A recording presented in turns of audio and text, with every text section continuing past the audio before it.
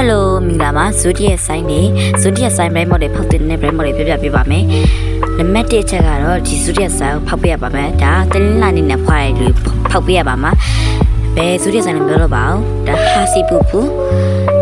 အင်္ဂါနေ့နဲ့ဖောက်ပေးကြပါဘာလို့သူတို့နဲ့လိုက်ပါတယ်နေ့နဲ့ live brand model ပြရပါနော်နံပါတ်3ကတော့ဒါဘာလို့ brain pop ပါတော့ brain pop ဆိုတော့မသိဘူးနဲ့ဒါပေမဲ့အဲ့ဗုဒ္ဓဟူတွေဖောက်တဲ့နေထင်ပါတယ်အဲ့ဗုဒ္ဓဖောက်တဲ့နာနှစ်ခုရှိပါတယ် Okay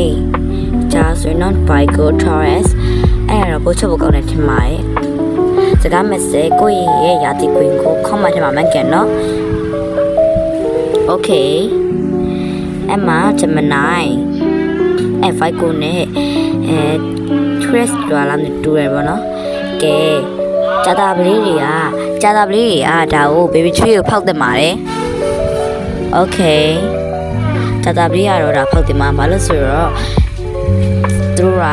ကောင်းလို့ပါဗုဒ္ဓဟူကတော့အမြဲတမ်းဖောက်တင်မှာဘာလို့ဆိုယောဂီနဲ့ဗုဒ္ဓဆိုခွဲလို့မရအောင်ပို့ပြီးတော့ဖောက်တင်တော့ထင်ပါတယ်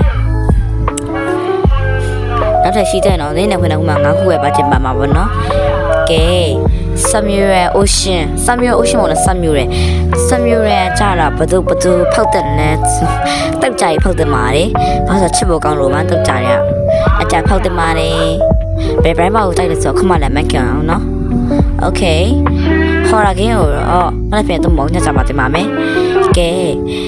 ဒါကတော့စနေနဲ့တင်းတင်းတွေတော့ဖောက်တင်ပါတယ်ဘာလို့ဆိုတော့ဒါလေးကတော့ရှားပါပြီးချစ်ဖို့ရန်ကောင်းလို့ပါ